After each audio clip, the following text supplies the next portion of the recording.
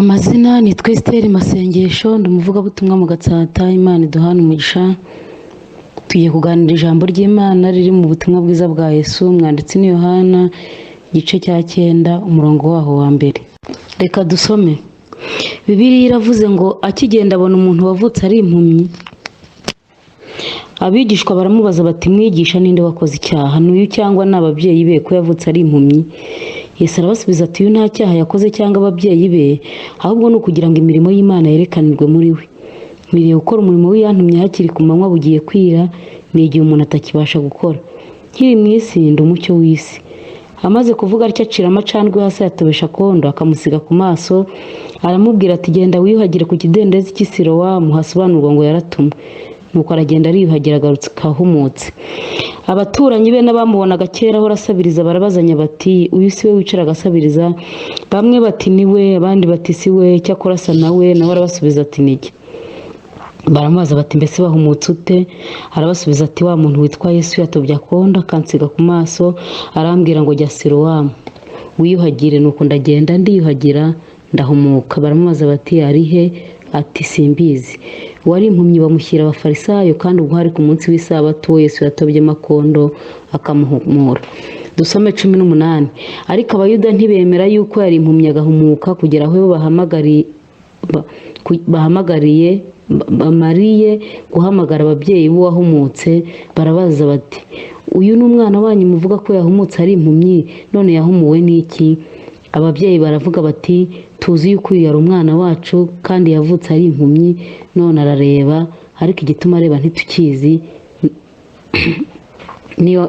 n'uwamuhumuye ntitumuzi, ni umugabo mukuru mumwibarize. Dusimbuke dusome 24. Nuko rero uwari impumyi bamushyira abafarisayo, uwari impumyi bamuhamagara ubwa kabiri, baramubwira bati shima Imana, twe tuzi yuko uwo muntu ari umunyabyaha. Nawe arabasubiza ati niba ari umunyabyaha simbizi, icyo nzi ni kimwe, nuko nari impumyi none nkaba ndeba. Amen. Dusomye ijambo ry'Imana rivuze ngo akigenda. Yavuye iyo yarari ntaragera iyo ajya, ari mu nzira. Reka twifashishe ingero mu Rwanda. Umuntu uvuye i Remera agiye mu mujyi, ataragera mu mujyi agera Rwandegisi. Ndumva byumvikana. Bibiliya iravuze ngo akigenda, ubwo ntaragera iyo ajya, niko Bibiliya ivuze. Bibiliya iravuze ngo akigenda, ubwo ari mu nzira.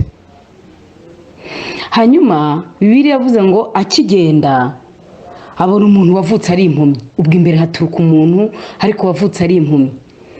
Hanyuma Yesu ataravugana n'uriya muntu, abigishwa bataka Yesu, baramubaza bati uriya ko yahumye afite ibyaha by'iwabo cyangwa afite ibyaha bye bwite? Yesu yari afite igisubizo cyo gusubiza aba bigishwa. Bari bamubwiye bati ko yahumye afite ibyaha by'iwabo cyangwa agira ibyaha bye. Iyo bavuze ibyaha by'iwabo ni karande, baba bavuze ibyaha byo kwa nyirasenge. Nyirasenge yarasindaga, nyina wabo yajyaga mu bapfumu, kuriya kuntu ubona ateye n'ibyo kwa ba nyirarume. Iriya myitwarire ni iya se kera, se yari umusinzi nawe, nyina wabo yararaga hanze mu kabari. Nibyo bashakaga kuvuga. Bashaka kuvuga, iyo bavugaga ibyaha by'iwabo babaga bavuze ibyaha byo mu gisekuru muri karande. Ubona ko byara umwana akavuga ati yo karasa na nyirasenge, karasa na nyina wabo. Noneho imico bavuga ati iriya mico ubona niyo kwa nyirarume. Nyirarume ni kuriya yari ameze. Hanyuma rero baravuga ati ko yahumye yaba afite ibyaha by'iwabo cyangwa afite ibyaha bye. Iyo bavuze ibye rero ni bya bindi tuzi, ubusinzi, ubusambanyi, uburozi, ubupfumu, ibya bindi tuzi. Yesu rero abona bari mu rungabangabo, ntibazi ko hari abantu bahumye, ariko Imana ifite gahunda yo kuzabiyerekaniraho. Guhera kera iyo umuntu agize ikibazo bamutekerereza muri karande. Kabiri, iyo umuntu agize ikibazo bamutekerereza mu byaha yakoze. Niko batekereje Yobu. Yobu yahuye n'ikibazo kivuye ikuzimu kandi kivuye no mu ijuru. Bibiliya iravuga ngo shitani yarashengereye Imana iramubaza iti wabonye umuntu wanjye witwa Yobu? Shitani asa n'uvuga imbere y'Imana ko Yobu adakiranuka, ahubwo gukiranuka kwa Yobu kubiterwa n'ibintu. Hanyuma Imana ibabazwa n'icyo kintu. Imana irababara, iravuga iti ntago Yobu akiranuka kubera ko afite abana, ntago Yobu akiranuka kubera ko afite ubutunzi. Oya, Yobu arankunda, ndabizi mu mutima ko Yobu ankunda. Shitani aravuga ati ntago ukunda nuko yabyaye, ntago ukunda nuko afite ubutunzi, reka mbitwarure reka azongera. Ngo Imana iramubwira ngo genda ubijyane. Ahitira ku bana abica bose, ahitira ku butunzi bugenda bwose. Naratangaye. Ahitira mu nshuti zanga Yobu. Inshuti za Yobu harimo izari zikaze. Uwitwa Biludadi bamuhamagaye, abana ba Yobu niwe muntu wahageze imbere. Abana bagitabye bakuramo ibice n'ibindi bintu byinshi. Urumva abana baguye mu nzu kubakuramo nabyo nandi mateka nta kwirirwa nsubiramo cyane. Ariko Yobu ahageze nako Biludadi aje aramubwira ati niba Imana yabonye ibyaha bakoze ikabona n'iby'abana bakoze ikabitwereka, Imana irakiranirwa. Baravuga bati mubwire Zofari nawe aravuga ati Imana ntago ari umugome ku buryo yakora ibintu nk'ibi. Baravuga bati mupfe kubwira Elifazi w'umutemani aze gutabara. Elifazi w'umutemani ngaho aho gutabara aramujoga, aramubwira ngo wakomeje abandi none nawe urihebye. Amubwira amagambo akomeye, aramaza ngo mbese ubukomejwe n'iki? 4:6 haravuga ngo mbese gukomera kwawe si uko wubaha Imana? Yobu ngo arara yumva nyine nta muntu asigaranye. Ngeze kuri 27 yavuze amagambo akomeye. Yaravuze ngo umutima ntuzagira icyo nshinja, habe no guca imanza kwa Biludadi no kwa Zofari no kwande. Umutima ntuzagira icyo nshinja nkiriho kugeza ubwo nzapfa, sinzikuraho kuba inyangamugayo. Yavuze ijambo rikomeye, yaravuze ngo gukiranuka kwanjye ndagukomeje. Ngo babona ibyo bintu bakoze nta kintu. Iyo umuntu akiranutse akanesha, umurwanya ngo nibyo yakoze ari bito. Hanyuma noneho haza undi witwa Zofari yari mubi. Imana izabarinde ba Zofari ngo yarazi gukwena mu masengesho. Aravuga ngo Imana ivuga rimwe ndetse kabiri. Nako Elihu yaravuze ngo Imana ivuga rimwe ndetse kabiri. Ngo nubwo umuntu atabyita ariko iba yavuze. Nubwo ati yavugiye muri Zofari, ivugira muri Elifazi w'umutemani, ivugira muri Biludadi, wanga kumva. None nanjye injeho irakubwiye ngo nta gukiranuka ufite. Yo baravuga ngo naho Imana yanyica ikamanuka ikankandagiraho ngapfa, napfa nkiringira. Hanyuma mbibutse ko ibigeragezo byo hanze nta kintu byadutwara. Ibigeragezo bindi byo hanze by'abantu ntacyo bitwara, ariko icyo mu nzu ni umunsi. Mukayobu ataravuga nta kintu byari byagatwaye. Ariko ngo Mukayobu nawe yaraje abwira Yobu ngo Imana yawe ibahe. Imana yisha abana igatwara inshuti ibahe. Yobu aramubwira ngo itanga ibyiza ku wa mbere, ku wa kabiri gatanga ibibi. Ariko tumenye kubana n'Imana twishimye tunababaye. Bibiliya iravuga ngo mu byiza no mu bibi duhore dushima Imana. Ngo Yobu aranesha. Imana hari ahantu yageze aravuga ngo hembwa mpimirwe ku minzani ireshya. Ngo Imana ipimye Yobu ibonye ashyitse. Bibiliya iravuga ngo iramwungura iramukubira, imuha abakobwa bitwa bagemima, izina rivuga ngo ikuriraho ibya mbere gukomeza ibya kabiri. Narindi ku ijambo rivuga ngo yakoze ni ibyaha bye cyane iby'iwabo. Nari nabahaye urugero rwa Yobu ko bamutekerereje mu byaha bye. Hanyuma iby'iwabo ntago mbivugaho kubera impamvu y'igihe cyacu, ariko nawe ubyentroduize urabyumva, ubidevelope ubuze kuza ugende we introduce iby'iwanyu n'ibyahandi, nawe urabyumva. Mwese murabigisha b'ijambo ry'Imana, twese turabyumva. Hanyuma Yesu acira amacandwe hasi, ntago ndi bugeyo ni kure natinda. Ayatobesha kondo akamusiga ku maso. Arabwira ngo nkwiriye gukora umurimo w'iyantumye hakiri ku manywa, kuko atari yo teme mfite, reka aho mpasimbuke. Ngeze ku ijambo rya kabiri. Ijambo rya kabiri ryavuze ngo bamwe bati niwe, abandi bati siwe, icyo akora asa nawe arabasubiza ati nijye. Nkurikira kuri ijambo rya kabiri. riravuga ngo nta hatagerwa n'umubisha. Iyo umuntu akennye asa n'umusazi, kandi ijambo ry'umukene avuga yihonga. Ariko iyo umuntu akize bavuga ko ajya ikuzimu. Nta hantu heza habaho. Umunyarwanda yaravuze ngo nta heza hisi. Umubyeyi, umuntu usa n'undera mu buryo bw'umwuka, kare yambwiye ngo ujye ukorera Imana uteganya ko uzapfa. Yambwiye ati jya ukora nyine nk'umuntu urimo uteganya ejo. Ariko akambwira ati jya uteganya ko umuntu atarama, ameze nk'amazi ameneka ntayorwe, ameze nk'uburabyo burabije bukuma. Nkumva ndushijeho cyane kumukunda. Hanyuma Bibiliya yavuze ngo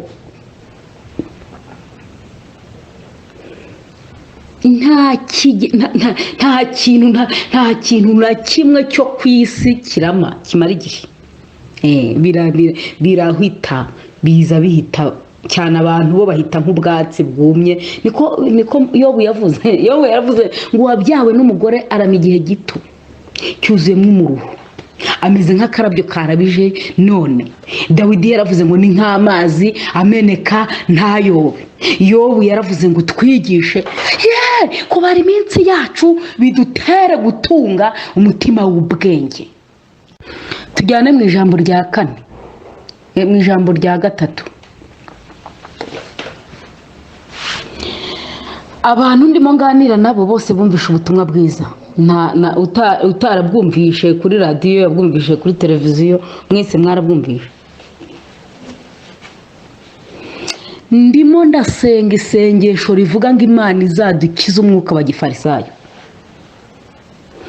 Bibiliya iravuga ngo abafarisayo baraza kumushaka, baramubwira bati ngo wahumutse ute ko ureba amaso wayakuye he?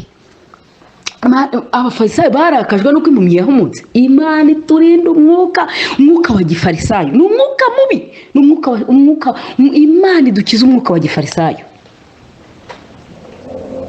Uyu mwuka wa gifarisayo ni mubi, wabaga inyuma ya Yesu wandika amakosa. Umuntu wese unkurikiye nkundira tuvugane iri jambo ryumve. Abafarisayo batwaraga amakosa gusa, bakicara bavuga ngo yaravuze ngo azasenya urusengero rwubake mu minsi 3, bakabyandika. Bagahora mbese bahuraga bamushakaho impamvu. Ni uzi ko umuntu ajya mu rusengero abantu bakigisha aho kugira ngo afashwe, agatahana amakosa yonyine. Navuga ati yatwigishije neza, ariko kandi ntazi yuko umuntu wese wavuze umwanya urumva umaze iminota 40 uvuga, ahubwo n'abantu ntibategwa. Iminota 40 n'umuntu avuga, wowe umushatse ikosa waribura. Ariko shitani ukuntu ari umwangizi, akubuza ibyiza yavuze 39 akagutwarisha ikosa rimwe. Uyu mwuka bawita umwuka wa gifarisayo. Ngo bagahora inyuma ya Yesu bavuga bati ako kantu yanditse ako kantu avuze mukandike. Umwuka wa gifarisayo ni umwuka utera umuntu uze nawe. Hari ibintu tuba mu by'imihango ukabona ni imihango mu rusengero, ngo umuntu wese agiye aho yinjirira asanga bafite umuhango bashyizeho, kandi ugomba gukorwa uko wateguwe. Korali niziririmbe, duhaguruke twakirane, dushyireho ikiba cy'amashimwe, korali zongere ziririmbe, dutanga amaturo, dusengere gutandukana, hinjire mandi materaniro. Ibi ni Imana iturinde umwuka wa gifarisayo. Imana idushoboze kuba abakristo. Imana idushoboze. Muri uyu mugoroba nsengeye umuntu wese urimo kunyumva, Imana imukiza umwuka wa gifarisayo. Ubu na n'ubu sindamenya, ntago ndamenya ahantu impano y'umwuka wera yinjirira mu muntu atarabatizwa mu mwuka. Uhura n'umuntu akakubwira ati runaka yavangiwe, kandi we nta mwuka wera agira. Wahawe impano yo kurondora ryari, wahawe impano irondora imyuka ryari, utarabatizwa mu mwuka wera. ubu kugira ngo tubone abantu buzura umwuka wera muri iki gihe biragoye kuko barondora umwuka ntawo bagira.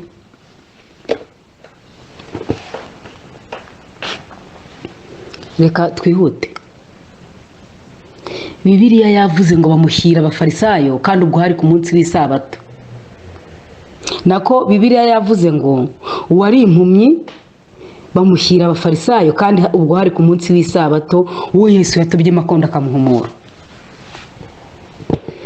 Bamwe mu bafarisayo ngo ntibemera ko yahumutse kugera igihe bavugiye bati muzana ababyeyi tubanze tumenye ukuri koko, tubanze tumenye ukuri ko ibyagenze, muzana ababyeyi be abanze badusobanurire, babanze batubwire.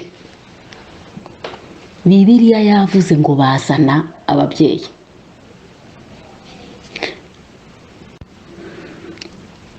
Naratangaye. Uzi ko umubyeyi yihakanye umwana ngo atazira Yesu. Babajije se na nyina ubuhamya bw'ubuhumyi, baravuga bati nimutubwire uyu ni umwana wanyu muvuga ko yahumutse yari impumyi. Bati nibyo, uyu mwana yari impumyi, namubyaye ahumye, akambakamba ahumye, yahagurutse ahumye, ubu ni umugabo w'impumyi, namubonye ari umugabo wahumye. Abafarisayo bataha none ubu ko areba amaso yayavanye he?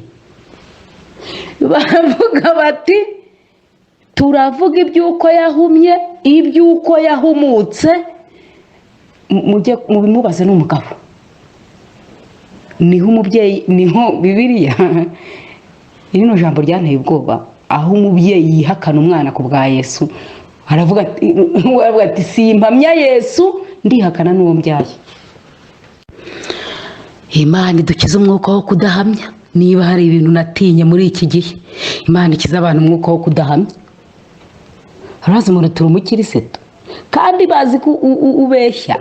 Iyo hari ukuntu abantu bakuze, nta bindi bintu bindi wababwira. Naratangaye, nasomye Bibiliya nsanga ngo ntago amahwa yera amatunda. Ibitovu ntago byera amaronji, oya, ahubwo igiti cyose cyera imbuto zacyo. Nawe urabona ntiwajya gusorora amaronji ku bitovu, ntabwo nubwo wajya gusoroma amapera ku mutini, oya, hari ibintu bitajyana. Ahubwo igiti cyose kigaragazwa n'imbuto zacyo. Muri uyu mugoroba abantu tuganira ntabwo tuziranye n'abantu benshi, ariko uko biri kose iyo abantu basenze ngo umwuka wera basure, Imana inyura mu mwigisha. Ariko umuririmbyi yaravuze ngo ndondorera uyu mutima, ni wowe ushobora kugaragaza ibiwubamo. Aravuga ngo nk'umutima ukangutse uzinutswe ibyaha. Turi abakristo, turasenga, buri muntu wese agira itorero asengeramo, ariko umuntu akwiriye kugira ubuhamya bw'umutima. Niko umuririmbyi yaririmbye, yaravuze ngo umurika mu mutima ahaba umwijima asengerayo. Aravuga ngo umutima ukangutse uzinutswe icyaha. Muri aya masaha Imana iduha imitima ikangutse izinutswe ibyaha, kandi tugira umwuka wo guhamya. Umuntu wese akwiriye kugira umwuka wo guhamya mu rwe ruhande. Umuntu yantwaye mu modoka, tugeze kuri polisi baradufata, harababeshya, ndamubwira nese kubeshye. Haravuga ati Bibiliya avuga ngo tujye tugira ubwenge. Abantu bose bishakiye imirongo ibafasha. Bamubwira uti bitese kuko zikente Marita ntavuga atya. Bavuga uti kuko urimo gukorera ati yego ntabwo asomye Bibiliya. Tibyanditswe bivuga gutya. Ariko Imana idushoboze guhuza imbuto n'agakiza. Imana idushoboze guhuza ibyo tuvuga n'ibyo dukora. Imana idushoboze ibyo turirimba n'ibyo dukora. Imana idushoboze guhuza ibyo bintu. Urubyiruko, ubwo ndavugana n'abantu batarashaka, igiti cyose kigaragazwa n'imbuto zacyo. Ababyeyi n'abagabo, imbuto, igiti cyose kigaragazwa n'imbuto zacyo. Buriya umuntu wese akwiriye guhagarara mu bantu babana, ukwiriye guhagarara mu nshingano zawe. niba uri umugore nyine menya inshingano z'umugore. Si warahiye se ko muzatana ibintu warahiye nyine bishyire mu bikorwa, reka nari no kwirwa mbisubiramo. Niba uri umugabo hagarara mu nshingano zawe, umuntu wese hagarara mu z'abagabo nyine. Uko nasomye Bibiliya iteye ubwoba kuyisoma ngenda nayitinya.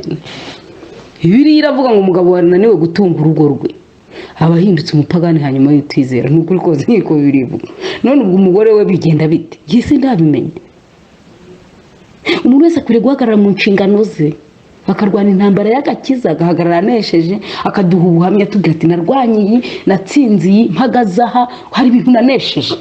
Abantu bakiri mu ntege nke n'abasubiye inyuma n'abanamutse n'abacogoye bagasubizwa mu intege nshya bitewe n'ukuntu bakumvise. Hanyuma rero muri uyu mugoroba wongere winginga Imana, wibwire uti Uwiteka ndagukeneye, numva nkukeneye mu mwanya wo gusenga, mwanya w'amateraniro, wongere uhendahenda Imana yongere ibane nawe. Imana ikura abantu mu rungabangabo. Uzi ko abigishwa bari bazi ko uyu muntu yahumishijwe n'ibyaha bye cyangwa iby'iwabo kandi ari abantu babana na Yesu. Kabiri, Imana iduha inyifato. Uzi yuko umuntu yahumutse bigatera ibibazo, bamwe bati ni murumuna w'abandi, bati ni bene w'abandi, bati niki. Ariko ijambo ryatubwira ngo nta hatagerwa n'umubisha n'ibibi, nta hantu twabihungira. Ijambo rya gatatu, Imana idukiza umwuka wa gifarisayo. Ni bamwe batwara amakosa yo mu rusengero bibera mu bintu by'Imana, bagambana, bakubitana, mu bintu utamenye ibyari byo, bakunda kirabaye n'induru n'urusaku, ntibakunda amahoro. Imana ibarinde umwuka wa gifarisayo. Abantu baba mu rusengero ari nk'abapolitisiye, avuga ati kanaheza gutya, ukabona nyine yicara agambana bari ibintu utamenye. Icyo nashorejo ni ijambo rivuga ngo Imana idukiza umwuka wo kudahamya, idusukira umwuka wo guhamya. Umuntu wese ahagarara umukristo ariko hamya ubukristo afite karibwo, ahamanye n'umwuka. Biravuga ngo umwuka ahamanya n'ubugingo, ubugingo bwawe umwuka wera wumva ahamanya n'umutima ko ari amahoro. Imana ibahe umugisha. Hanyuma rero tugiye kwinjira mu mwanya wo gusenga Imana. Uyu mwanya wo gusenga Imana ubwire Imana ikugarukeho, uyibwire. Nubwo umwanditsi ni Mose yaravuze ngo umukiranutsi azashyira nk'umukindo, azashyirwa hejuru nk'umwerezi w'i Lebanoni. Yesu yaravuze ngo muvuge ko abakiranutsi bazagubwa neza, ko bazatungwa n'imirimo y'amaboko yabo. Nubwo harimo n'abagize intege nke, ariko harimo n'abantu b'Imana. Ariko ahantu hose shitani yagiye akwanduza, hose muri ayo makorosi yose, wongere ucishe bugufi umutima. Bwira Imana uti ni weza abandi nanjye unyeze, untunganyirize ubugingo, weza akanwa kanjye, weza ibitekerezo byanjye, weza. Imana itweze, yeze n'ubwonko, yeze n'ibitekerezo. Imana itubabarire tuboneze. Hanyuma nitumara gusenga, Bibiliya yavuze ngo hari ibintu byabaye ku bantu ariko Imana iziyerekana. Tugiye gusengera ibyifuzo bibiri. Tugiye kwanza tubwire Imana ngo tubabarire intege nke zose twagize, uko batubonye naba bitaragenze neza ubitubabarire. Hanyuma nitumara gusengera icyo kintu, turabwira Imana ngo Mana, muri bano bantu turi kumwe abakozi bawe, harimo abantu wakwiyerekaniraho. Hari ingo Imana yakwiyerekaniraho, hari abakobwa Imana yakwiyerekaniraho, hari abagabo Imana yakwiyerekaniraho. Bibiliya yavuze ngo ibyatumye ahuma byari kugira ngo imirimo y'Imana izerekanirwe kuri we. Tugiye no gusatira gusenga, ariko ubwira Imana ngo Mana nanjye ungirire neza, ariko here mu bugingo indani. Ubwira Imana uti unyeze, ushyireho n'umuriro n'ubishaka. Niko umuririmbyi yavuze. Umuririmbyi yaravuze ngo nyeza, ushyireho n'umuriro.